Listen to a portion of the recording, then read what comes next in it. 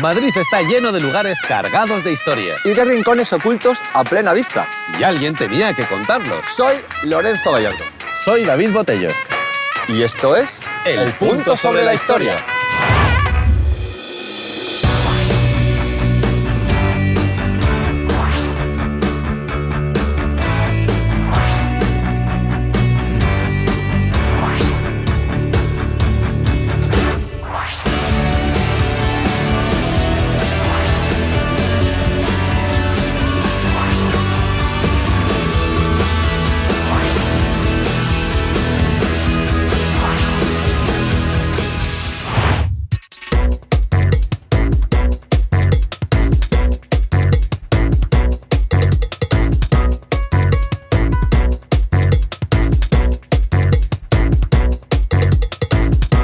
Hoy vamos a pedalear por el Paseo de Recoletos, algo más de medio kilómetro maravilloso entre Cibeles y Colón. Todo esto era una zona de huertos y de conventos hasta que en tiempos de Carlos III se empezó a poner monísimo. A falta de centros comerciales, Recoletos se convirtió en el lugar favorito de los madrileños para echar la tarde. Nuestros tatarabuelos venían aquí a pasear, a charlar y a dejarse ver, eso sí, con el traje de los domingos. En tiempos de Isabel II, la gente con más posibles del país y los influencers más molones se hicieron aquí sus chabolitas. Lo de Paseo de Recoletos viene porque aquí había un convento de agustinos, Recoleto, mía tú, qué bien pensado. El convento lo fundó Eufrasia de Guzmán, que era famosa en la corte porque tenía un hijo bastardo de Felipe II. Nuestra amiga Eufrasia había cedido estos terrenitos y los agustinos descalzos se vinieron para acá. Hasta que la felicidad descalza de los agustinos acabó cuando lo de Mendizábal. ¡Desamortizator! Los terrenitos se los compró por aquí el marqués de Salamanca para hacerse un casoplón. Este tío sí que sabía reciclar. Desde 1977, la Asociación de Libreros de Lance organiza la Feria de Primavera del Libro Antiguo y de Ocasión. Imprescindible. Y una cosita os vamos a decir. Para Recoletos, nosotros. ¿Empezamos? La historia es un punto.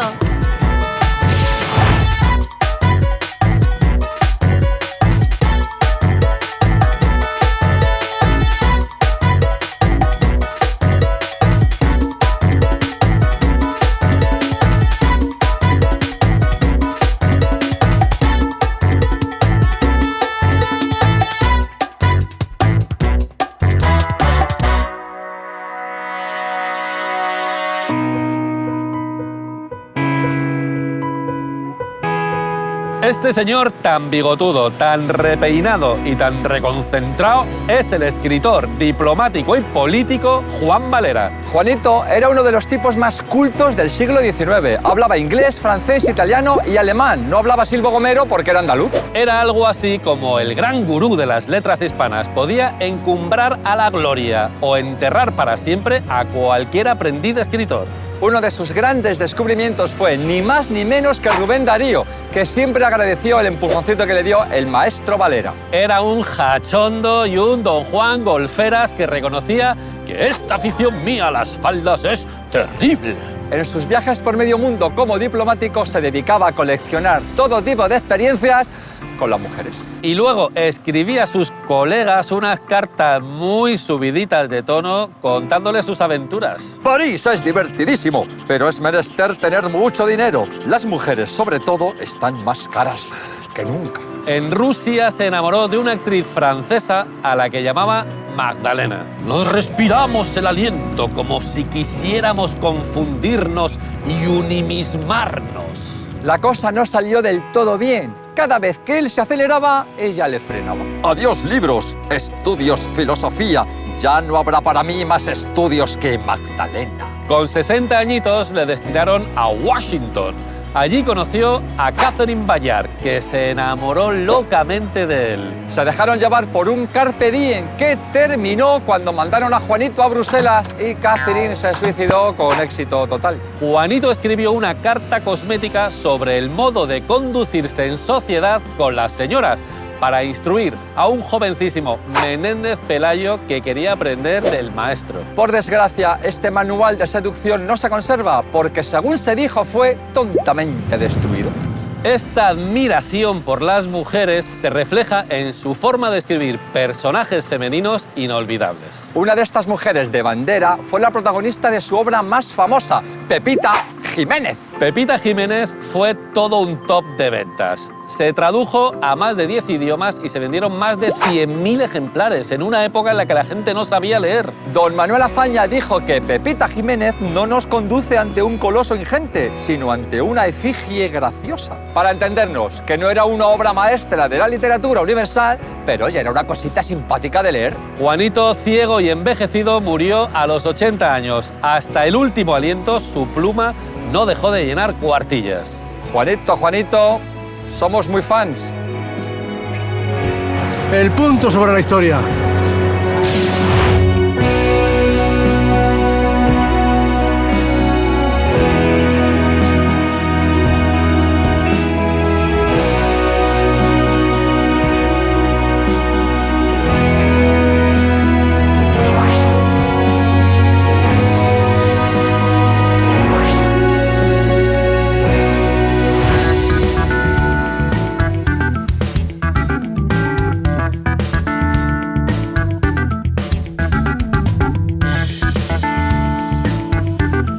Este casoplón tan respingado, tan satisfecho y tan con esas dos torres que lo rematan es el Palacio de Medina de las Torres. El ducado de Medina de las Torres viene de cuando una hija del conde-duque de Olivares se iba a casar con un marqués. Claro, el conde-duque no quería que su hija fuera menos, así que habló con Felipe IV y se sacaron de la manga el título como dote para la niña. Todo iba muy bien hasta que a María le dio por morirse, descansa en paz, sin descendencia. El título lo heredó su viudo y pasó a los hijos de su segundo matrimonio. Andando el tiempo, los Medina de las Torres se construyeron aquí el unifamiliar. Oye, pues igual podríamos acostumbrarnos a un bungalow como este. La historia es un punto.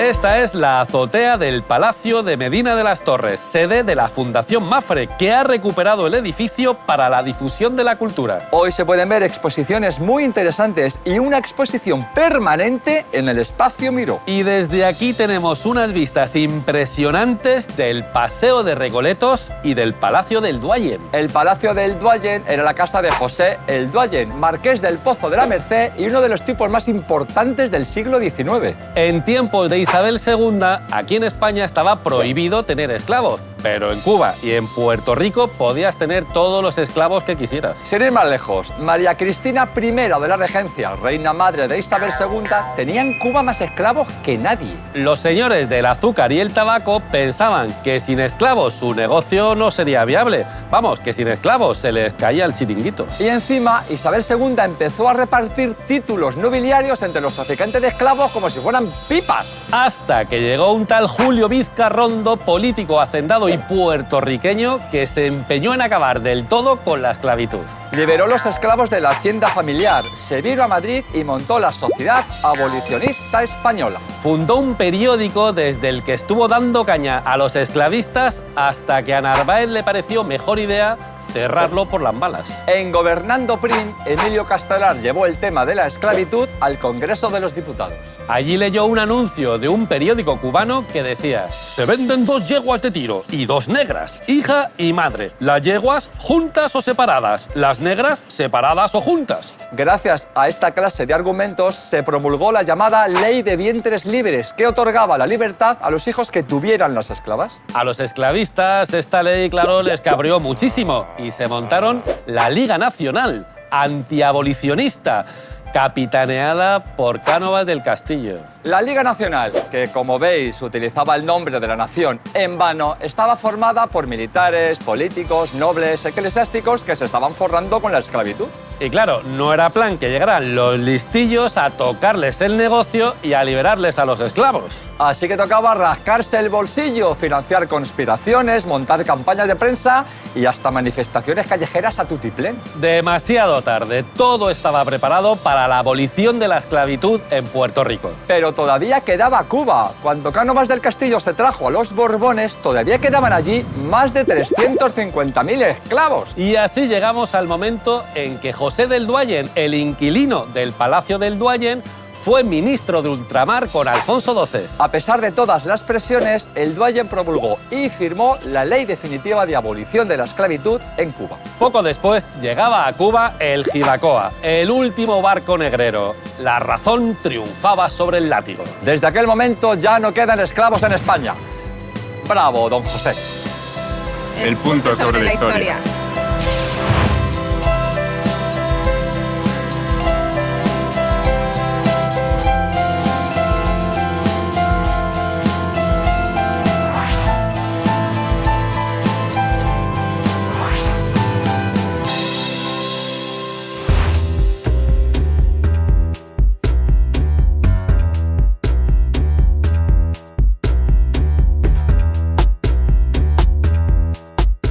Esta placa nos recuerda que en el Palacio del Duayen estuvo la editorial La Lectura, que publicó la primera edición de Platero y yo, de Juan Ramón Jiménez. El fundador de La Lectura, Francisco López Acebal, era coleguita de Juanra. Paco López Paquito le ofreció publicar los primeros 64 capítulos de Platero y yo. A Juanra le pareció bien y firmó un contrato sin leerlo. Cobraría 500 pesetas por una primera edición de 3.000 ejemplares. Poco después, paseando por la Feria del Libro, a Juanra se le pusieron las cejas de color verde cuando descubrió en un stand una versión pirata de Platero y yo. Aquí el amigo la había publicado completa y en tapa dura y la estaba vendiendo como rosquillas. Ahí se descubrió todo el pastel. Paquito, en letra pequeña, se había quedado con los derechos de reproducción de la obra. A la que sacaba la primera edición, Paquito publicó otros 5.000 ejemplares by the face. Juan Ramón llamaba a esta edición pirata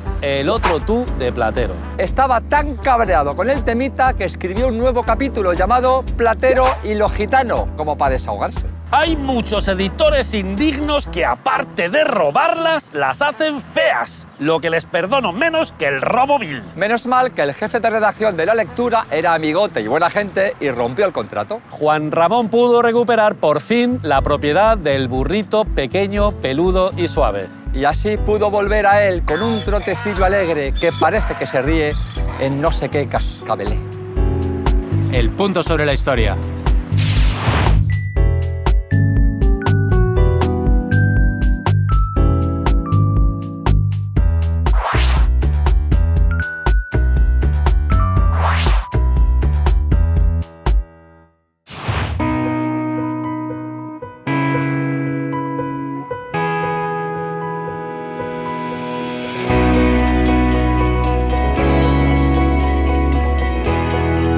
Este café Gijón tiene las tradiciones de todos los grandes cafés de Europa.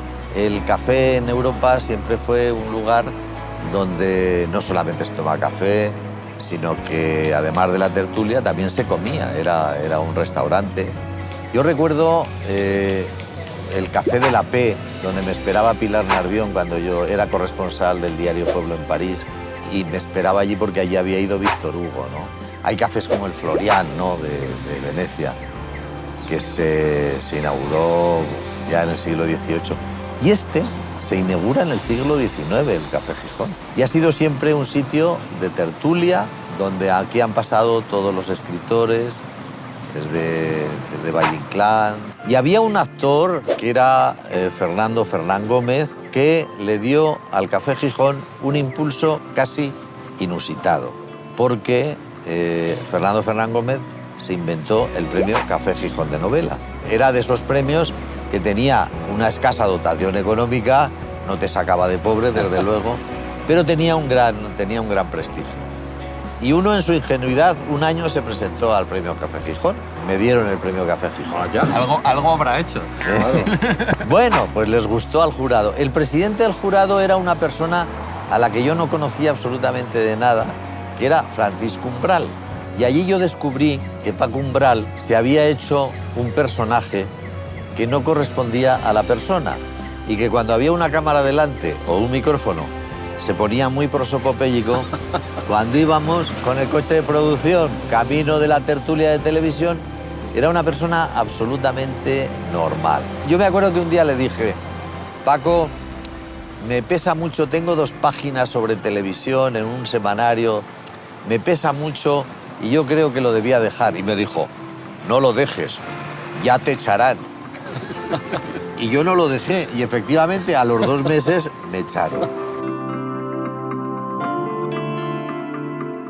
Este es un sitio donde sigue viniendo la gente de toda la vida. El milagro de que en este país, donde de una generación a otra desaparecen las farmacias, las tiendas llamadas de ultramarinos y todos los comercios, que esto haya pervivido desde el siglo XIX, aunque sea cambiando de propietario, es un milagro, porque en este café hay parte de la historia de Madrid que es también parte de la historia de España. El Café Gijón es un punto.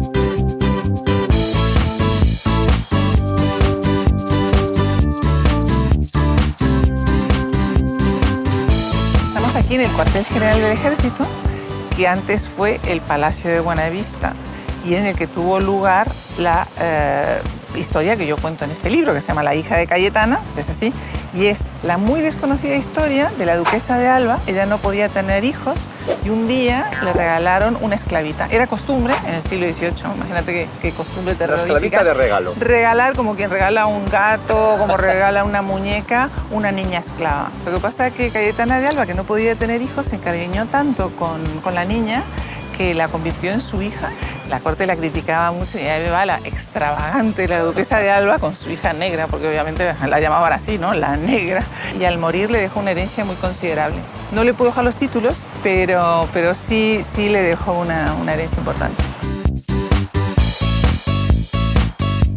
Estamos hablando de finales del siglo XVIII y es del final de una época y el comienzo de otra. La Revolución Francesa tendrá lugar en 1789 y ahí se acaba lo que llaman el Ancien Régime y llega la burguesía.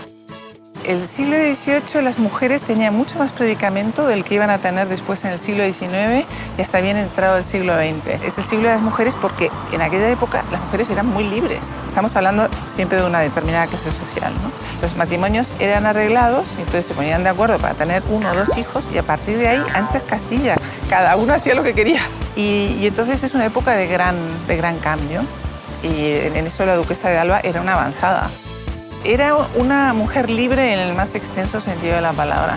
En aquella época, las únicas mujeres libres que había eran las que o bien eran muy ricas o muy poderosas, pero a título personal. No servía tener un marido rico o un padre importante. Tenías que ser tú. Y la duquesa de Alba era hija única. Heredó toda esa cantidad de títulos y enormes posesiones. Y entonces, bueno, lo elegante en aquella época era hablar en francés, recitar a Racine, tocar el clavicordio. Y ella, que era muy contestataria, se adscribió a un movimiento que se llama el majismo, que es todo lo contrario. Entonces es potenciar la españolidad. Ella vestía con falda corta, un escándalo. Le gustaban los toreros, los artistas, se iba a la verbena y se codeaba con los chisperos y por eso era muy popular y muy querida. Hay varios misterios en torno a la duquesa de Alba. La primera ¿es la maja desnuda o no es la maja desnuda? ¿Fue amante de Goya o no fue amante de Goya? ¿Y de Godoy? ¿Fue amante de Godoy? Pero después hay otro misterio muy interesante y es cómo murió la duquesa de Alba. Ella muere con 40 años, se enferma, digamos, un lunes y muere un viernes. Entonces, y aquello dio pábulo a todo tipo de especulaciones. La envenenó la reina, con la que tenía una rivalidad tremenda, o la envenenó Godoy, o quizá le envenenó Fernando VII, o también se especuló mucho porque las pinturas que utilizaba Goya eran venenosas. Y a medida que ella se iba haciendo vieja, le pedía a Goya que le pintara la cara con los óleos. Entonces muchas veces se pensó que podía haberse envenenado así. Y todas estas historias, todas estas intrigas tuvieron lugar aquí, en el Palacio de Buenavista. Así que os invito a conocerlo y también a leer el libro. La historia es un punto.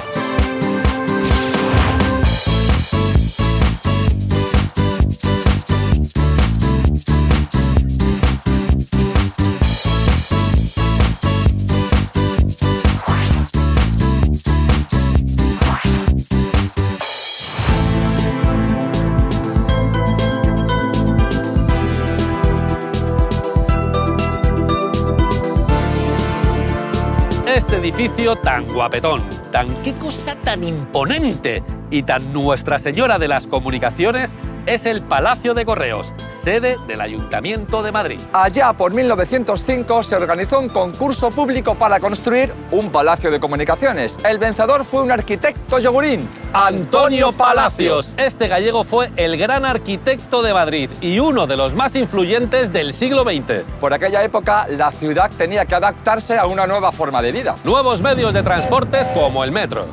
Nuevas formas de trabajar en oficinas. Nuevas maneras de hacer la compra en grandes almacenes. Antonio Palacios tenía todo esto tan clarito que es el responsable de algunos de los edificios más pintones de Madrid. El Círculo de Bellas Artes. El edificio de las Cariátides, sede del Cervantes. El Hospital de Jornaleros de Maudes. Y hasta el logotipo del metro en forma de rombo que tanto conocemos. Palacios ayudó, como ningún otro arquitecto, a transformar este villorrio manchego en una metrópoli moderna. Por decirlo en 7 palabras, Madrid no sería Madrid sin Antonio Palacios. Antonio Palacios es un punto.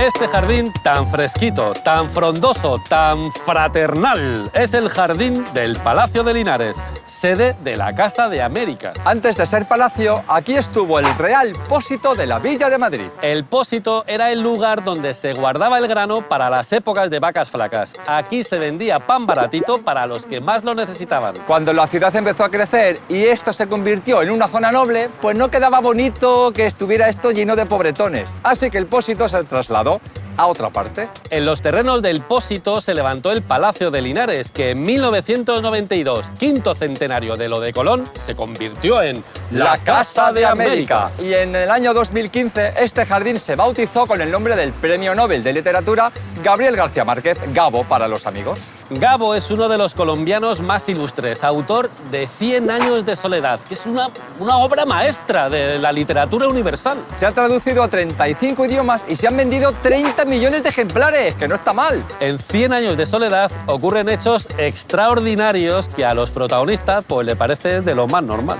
Como si ahora pasa por aquí el fantasma del Palacio de Linares y le saludamos tan ricamente. ¿Qué pasa?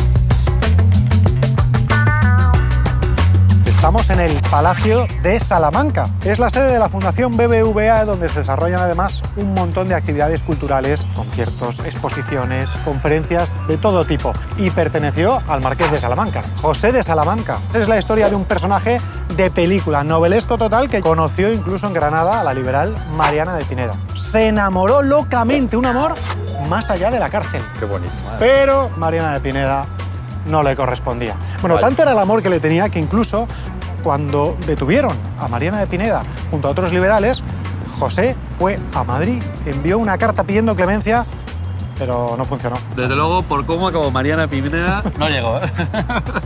Más allá del amor, se hizo amigo de la reina María Cristina.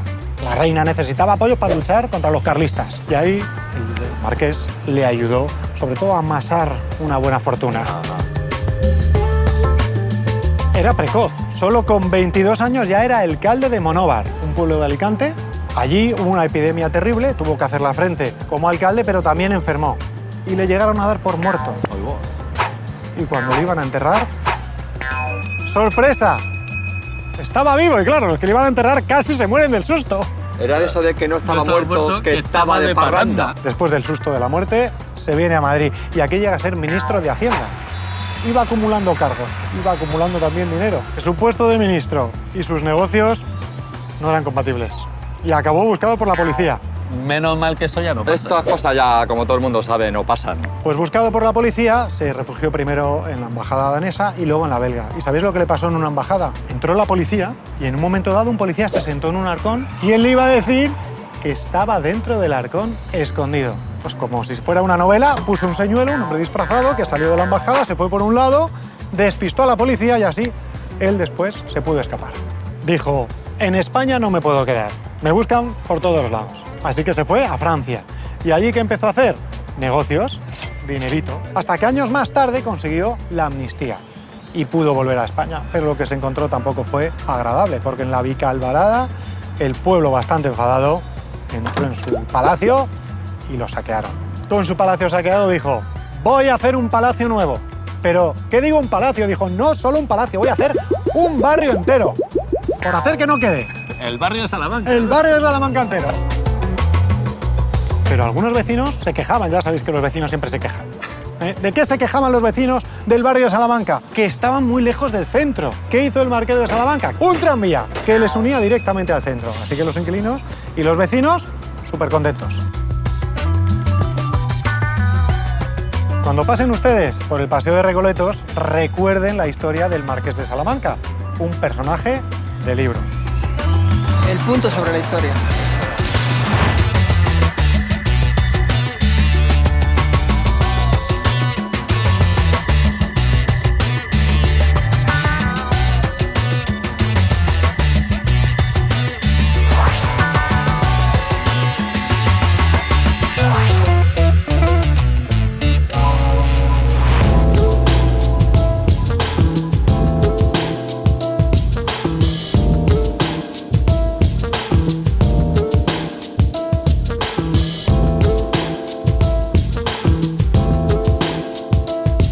Este edificio tan sólido, tan solemne, tan silencioso, es la Biblioteca Nacional. A Felipe V le pareció que a lo mejor era buena idea fundar una biblioteca pública en Palacio. El plan era coleccionar al menos un ejemplar de todos y cada uno de los libros que se editaban.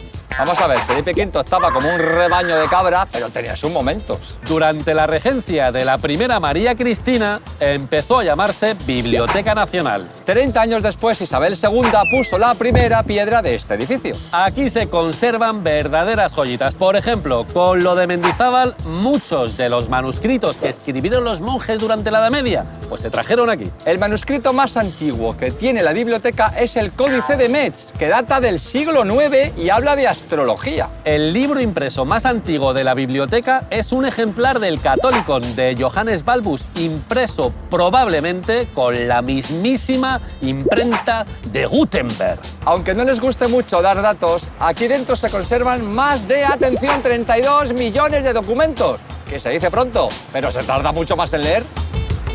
El punto sobre la historia.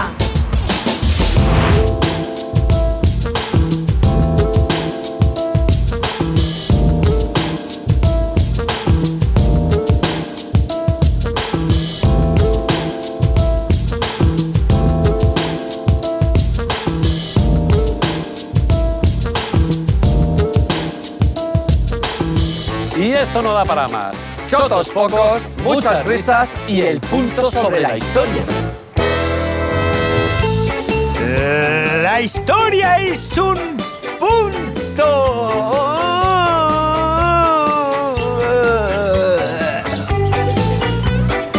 Les veo desde Estados Unidos y he venido a Madrid para veros ustedes. Un saludo a todos. Desde UPU Suecia, un saludo para el punto sobre la historia. Desde el Circo de Gredos, la historia también es un punto. Desde Japón, un saludo al punto sobre la historia.